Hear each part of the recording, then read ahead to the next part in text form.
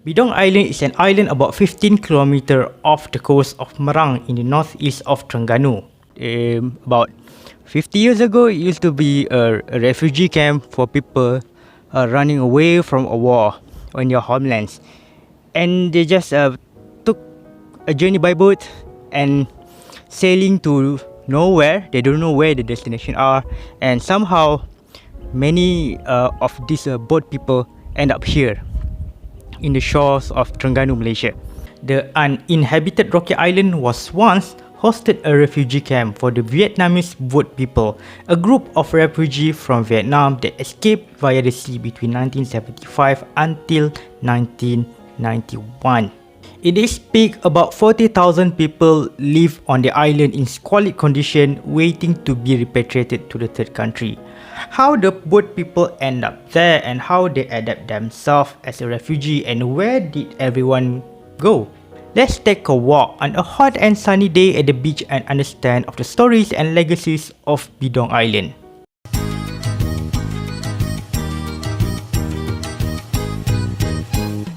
To get an idea of why Vietnamese boat people came to Bidong Island, we need to look at the bigger picture of what happened in Vietnam during the Cold War era. After the signage of the Geneva Accord 1954, Vietnam has been partitioned into two parts, which were communist-controlled North Vietnam and US-backed South Vietnam. The insurgencies by National Liberation Front, or popularly known as Viet Cong, in South Vietnam caused instability in the south, with later US intervention in Vietnam between 1964 until 1975. US spent more than $100 billion on military spending between 1964 and 1955, yet ignored the poverty in the rural areas and corruption in South Vietnam administration. Adding with the news of the war atrocities and increasingly vocal anti-war movements, United States need to find its way to exit the prolonged and unpopular war in Vietnam. Therefore, United States start to reduce its military presence in South Vietnam since the early 1970s due to heavy casualty, high costs, and refusal of military drafting by the college leaders. After the signing of the Paris Peace Accord in the year 1973, where US withdrew its army from Vietnam, supposedly stages in 18 months, suddenly North Vietnam conducted massive offensive operations that caused the collapse of South Vietnam. Thus, the economic and social changes caused about almost 1 million people forced to escape from Vietnam and became the boat people. To understand the push factor, to understand the push factor, the best way is to go to Vietnam.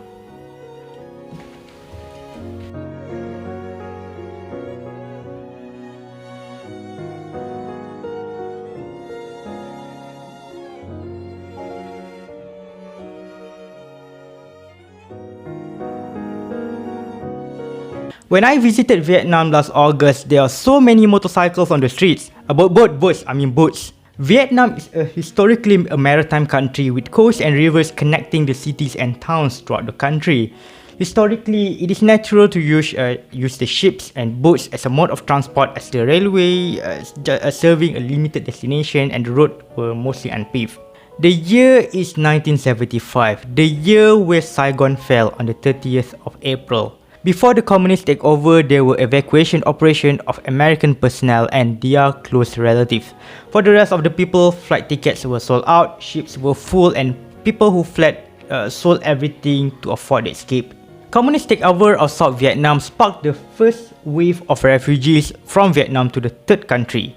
The first wave of refugees were mainly former soldiers, government employees of former South Vietnam, or whoever that has a connection with the fallen government. There were also refugees who were afraid of the communist oppression after years of anti-communist propagation by United States and South Vietnam, fearing of reprisal. They wanted to run, but where did they need to go? 2nd of July 1976. North Vietnam and South Vietnam were reunified as Socialist Republic of Vietnam, makes the whole Vietnam ruled by a Communist Party of Vietnam. The reunification put the pressure due to the switch from democracy to the one-party rule and market economy to the centrally planned economy, caused the instability in the economy. Therefore, there were two choices, hard choices but choices nevertheless. Either took a perilous boat journey to seek a better life elsewhere, or stay and just face all the hardships. Oi! Due to lack of international recognition and unstable condition, Vietnamese airspace was closed and no aeroplanes could fly on southern Vietnamese airspace. Air routes were suspended or cancelled due to unsettling condition in Saigon when reunification was finalized. Therefore, escape by aeroplane is not a choice, it was a non-existent choice. Maybe you ask, why escape via the sea when there is a land on the west side of Vietnam? Because the neighbouring Cambodia was ruled by this man. Pol Pot ruled Cambodia between 1975 until 1979 by taking advantages of what happened in southern Vietnam and took over the power from US-backed Lone Nol's Khmer Republic. The genocide under Pol Pot's regime in Cambodia is so brutal that the people who live in eastern Cambodia ran into Vietnam and became refugees themselves. When Cambodians came to Vietnam and both Vietnamese and Cambodians desperately need to escape to elsewhere, sea is the only viable option. No other option. Vietnam is a country existed by the water, thus boats are aplenty and became a default choice for the Vietnamese to flee the country. When I was on a boat ride in Mitho, the rower in the front turned back to me a few times and asked for a $1 tip for a 15-minute boat ride. In 1978, in order to escape from Vietnam, a person is reported need to pay $3,000 often as a kickback to let them go without any proper documents, which is $14,100 in the year 2023 after adjusted with inflation, and this price tag today is equal to 60 round flight tickets from Kuala Lumpur International Airport KLIA to Tan Son Nhat International Airport on economy class. And to make matters worse, someone paid $3,000 and did not know what is the next destination will be. In the year West Saigon fell, 47 people were found in a boat within Malaysian territorial water in 1975. These people were the first of Vietnamese refugees arrived in Malaysia by sea, later known as Vietnamese boat people, or in Malay language, Orang Hanyut Vietnam. There are two selling patterns of boat people. People from the north sell toward mainland China or Hong Kong. Most of the boat people from the south sell to whatever country they might landed: Malaysia, the Philippines, Indonesia and Singapore. With engines, the derelict boat took about 5 to 7 days to reach either Malaysia or the Philippines, and if there is damages or leakages, or if the fuel ran out, or the boat engine failed, or the boats were attacked by the pirates, the journey took even longer. The distance between Mitho and Terengganu is about 764 kilometers, which is coverable by ancient sailing ships that were plying on the sea route between Straits of Malacca and China up north. Archaeological findings of Bidong Island prove the existence of ancient sea route that were used by ships hundreds of years ago, carrying items and beliefs: pepper, cinnamon, cloves, ceramic, food, gold and religion including Buddhism and Islam. I talked about the existence of ancient trade routes in Terengganu in the previous video, where a 40th century stele was found in the year 1887 written in Old Malay, which becomes the symbol of modern day Terengganu. The link for this video will be appeared in the 3 and 2 and 1 and... To rejuvenate the economy and replace the lost manpower due to the first wave, there was mass migration from the north and central to the south. People loyal to the Communist Party were rewarded with the government position in the south and given the land as part of the cooperative common in the communist countries. The opposite thing happened to the former soldiers and government employers of South Vietnam, or anyone who was suspicious of being anti-communist or supporting South Vietnam. A Vietnamese writer, Nguyen An, interviewed in the year 1984, stated that, "In my case, two public security men came to arrest me at night on 8th of April 1976. I was taken away, handcuffed to the central police station and put in cell. They say that I was a threat to the state security. I was later interrogated for 40 days and nights. They wanted to know why I had written such and such paragraph and such books, who paid for my work and what were in my aims." In addition, his 3 children were not allowed to go to school due to Nguyen An's enemy status, and they later emigrated separately as refugees via Bidong Island in the year 1983. Meanwhile, 1.5 million people out of 3 million people were unemployed in Saigon, renamed as Ho Chi Minh City.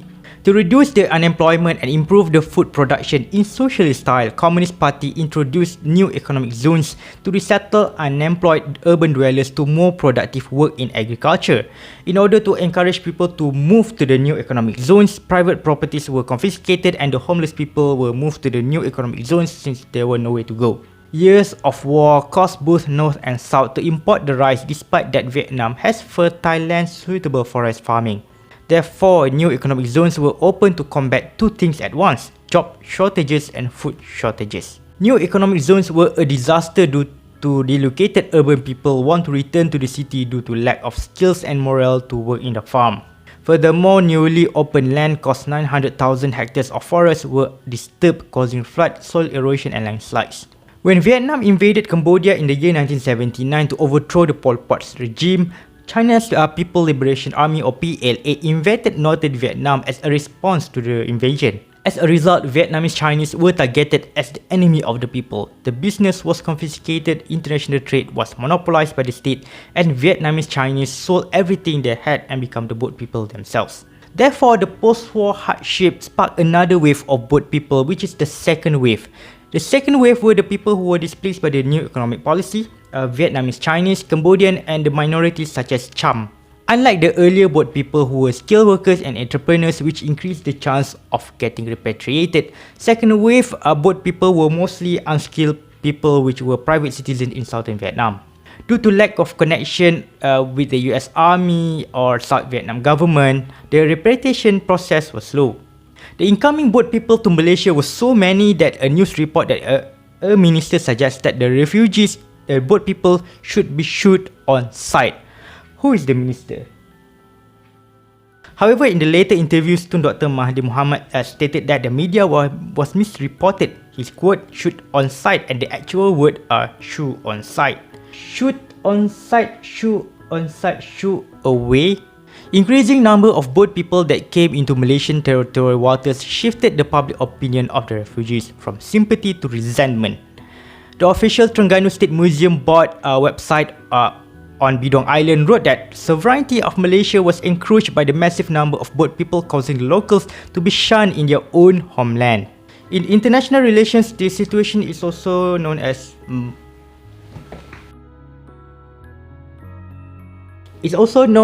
security dilemma.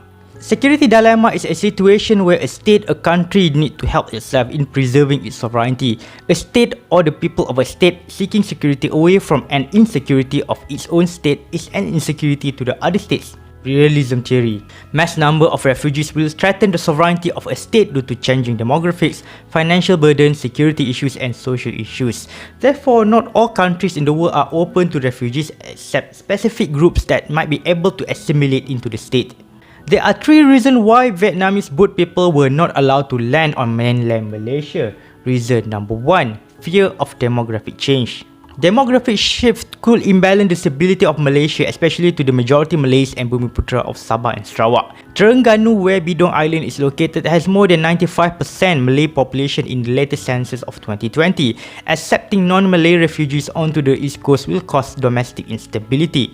Number 2, Malaysia is not a signatory of 1951 Refugee Convention and 1967 Protocol relating to the status of refugees due to the fear of demographic shift in a precariously multi-ethnic country.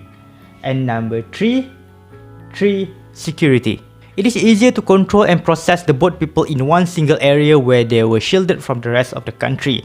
If the boat people are aground on the mainland, they will be scattered and hard to detect by the authorities. Furthermore, boat people prefer to migrate to countries with a better economic status such as United States right here, or France here, and Australia rather than a regional country with a similar economic status such as Malaysia. Meanwhile, in Bidong Island, a temporary settlement has been established with longhouses, hospitals, schools, clinics, temples, churches, coffee shops, a post office, a vocational school and some refugee-owned shops such as bakery shops, tailor shops, fruit stand and small markets. Bidong Island is just one of the refugee centres set up in the Southeast Asian countries to host increasing number of Vietnamese boat people. Philippines opened Subic Bay and Palawan camps while Indonesia opened Galang Island camp nearby Batam. Due to its hilly and rocky soil, Bidong Island has limited water supply and infertile soil. Canned food and water need to be brought from the mainland and rationed. While food supply is adequate, water is scarce and sanitation and security is the biggest concern. Inadequate water caused the refugees to dig the wells, but barely any water was found, even down below, like 50 meters below. In 1979, US Congressman Dick Clark, Richard Clarence Clark, as a United States coordinator for refugee affairs, suggested that United States increase the repatriation of Vietnamese refugees to 84,000 people per year. Due to crisis in Haiti and Mexico where the refugees tried to come to the States, US were not able to increase the repatriation number. However, Dick Clark resigned from the post later on the same year.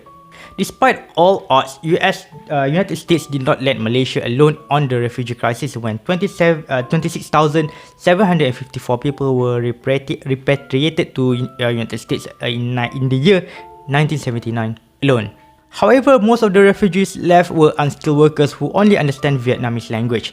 Both people that are high-skilled workers have better chances on repatriation and had repatriated earlier. To increase the likability of their repatriation, Malaysia government cooperated with the United Nations High Commissioner for Refugees or UNHCR and related NGOs to provide language classes and vocational training in Bidong Island. Therefore, nobody was allowed to stay permanently in Bidong Island and almost all refugees were repatriated to the third countries. Almost all refugees because there is one specific exception. Cham is a minority ethnic largely live in southern Vietnam and practice Islam. Cham religious and cultural practices have linkages and similarities with the Malays on the East Coast. Due to the similarities of religion and culture with the majority Malays on the East Coast states, Cham refugees are the only people who were allowed to be repatriated in Malaysia. Based on the article written by Professor Danny Wong Zulkanain, how are you, Prof? Chams came to Malaysia mainly by land instead of boats. After Vietnamese invasion of Cambodia in the year 1979, which saw the fall of Pol Pot, Vietnamese Chams took the opportunity to escape to Cambodia and later to Thailand. The offer for Chams to repatriate to Malaysia was sent to refugee camps nearby the Thai border. For Cham refugees, it was a godsend offer. Unlike most of the Vietnamese refugees, Cham people prefer to repatriate to Malaysia rather than to United States, Australia and France. Between 1975 until 1988, 9,704 Cham refugees from both Vietnam and Cambodia were repatriated in Malaysia. However, the research did not specify how many Cham refugees came by land and how many came by boats. The offer to repatriate to Malaysia was voluntary. Quite a number of Cham people choose to repatriate elsewhere. To tackle the constant inflow of the boat people that strained both finance and diplomatic relations between Southeast Asian countries and the third countries, Orderly Departure Program was introduced after Geneva Conference on July 1979. Orderly Departure Program is a program where the government of Vietnam and the third countries cooperate to let the Vietnamese to emigrate safely and legally. Only people within this category, which are family reunification, former US employee and former re-education camp detainee, were eligible to apply. What about the rest? Both people keep coming as many of the refugees were not eligible for Orderly Departure Program. As a result, the Bidong Island refugee camp were constantly populated with the incoming boat people while the repatriation offer to the third country dwindled. A new approach was needed as there were more boat people came than the quota of repatriation to the third country. By March 1989, there were about 16,000 refugees in Bidong Island, while on the previous year of 1988, there were about 13,000 incoming refugees, but only about 8,700 refugees were repatriated. Starting on the 40th of March 1989, afterwards, Malaysia decided to treat any boat people as illegal immigrants and will be processed as the same as other incoming illegal immigrants. To tackle the arising issues between the transiting countries and the third countries, a comprehensive plan of action was adopted in the conference, again in Geneva on June 1989. The program divides the new coming boat people into two groups. First group is political refugees who are able to request the asylum in the third country, and the second group is the economic refugees which would be repatriated back to Vietnam. Voluntary return to Vietnam is so unpopular that by 1990, only 33 people took the offer. Bidong Island refugee camp planned to be closed by 1990 and the last group of boat people were relocated to Sungai Besi immigration camp on 50th of November 1991. I passed through this area many times and never knew that the area next to Bukit Jalil Stadium was a refugee camp. I hope that you learned something new about Kuala Lumpur and the reduced number of boat people by late 1980s and 1990s not only happened due to policies of Malaysia, the global events were factoring in as well. During Mikhail Gorbachev's secretaryship of Soviet Union, he introduced glasnost and perestroika, which saw political and economic reform within Soviet Union starting in the year 1986. Thus, it was clear that Soviet Union economy was struggling and they were no longer able to finance Vietnam foreign aid forever. Even the Mr. Gorbachev himself struggled financially and appeared in the Pizza Hut commercial in 1998 to raise the money for his foundation. Doi Mui or renovation was introduced during the 6th National Congress of the Communist Party of Vietnam on December 1986. It was a first few steps to reform the country into a mixed economy which are commonly practiced by the East Asian countries to develop themselves. As a result, the economy of Vietnam rose from $6.2 billion in 1993 to $366 billion in 2021. Better economy means increase in a household income, political stability, thus less tendency to emigrate. But still it's happened. In the year 2005, the last registered Vietnamese refugee in Malaysia was voluntarily returned to Vietnam with a reasonable reason to return: marriage. After Vietnam joined ASEAN in the year 1995, the membership of the international organization brought benefits to Vietnam on its economic development and regional stability. For example, visa-free travel for citizens of ASEAN members. That is great. Far from being an Asian NATO that Vietnam once accused of, ASEAN focused on regional, economic and cultural cooperation which saw the economic boom in Vietnam in the recent years. Economic progress and regional stability means that the mass emigration like what happened about 50 years ago in Bidong Island might not happen again, hopefully. Today, the population of Bidong Island is zero and the facilities of the former refugee camp were abandoned and later vandalized and all retaken by nature. Some monuments have been restored by the former refugees who revisited the island to reflect their temporary stay on Bidong Island. The island is under the purview of Terengganu State Museum Board while other islands such as Redang Island and Perhentian Island is under State Marine Park. Albeit not as part of the State Marine Park, there is a Marine Research Centre owned by University of Malaysia Terengganu or UMT. Because of the minimal human activities, the nature reclaimed the island and thrived, supported by the journal articles based on the scientific researches conducted at Bidong Island. Due to immense resources related to the boat people and censorship, because look at the media freedom in ASEAN, red and black. This video is quite difficult to make to ensure every side of the story was told and highlighted. If I am missing any information related to Bidong Island or boat people, write down in the comment. These are my social media, you can send a message there as well. Since 1999, Bidong Island has been reopened to the visitors including the former refugees who are now live primarily in the United States, France, Australia and many other countries. Cham refugees left the legacy as well on this country. The most obvious legacy of Cham is Champa food, particularly on the East Coast state where they are allowed to resettle.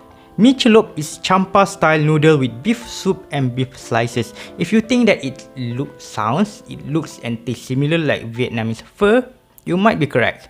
I wanted to try it but not and regret it later because I felt full after a heavy breakfast. Today, Bidong Island on the horizon revert to its previous state, a rocky island without any human settlement, a stark contrast of what happened about 50 years ago when the boats full with refugees escaped from Vietnam to the open sea, the sea that brought them here by an ancient sea route to seek a better future. If you want to visit Bidong Island, you need a permit from Terengganu State Museum Board to visit. Usually, people will visit the island with a travel agency that will settle the permit and provide a boat trip. You can see the island afar from Merang Beach, which is located near Merang, where people take the boats not only to Bidong Island but to Redang Island and Perhentian Island. Thank you so much for watching. I hope you learned something new about Bidong Island and the legacies the island left on its sands and in the heart of the people who took the refuge on the rocky island. Thank you so much for watching and see you in the next video.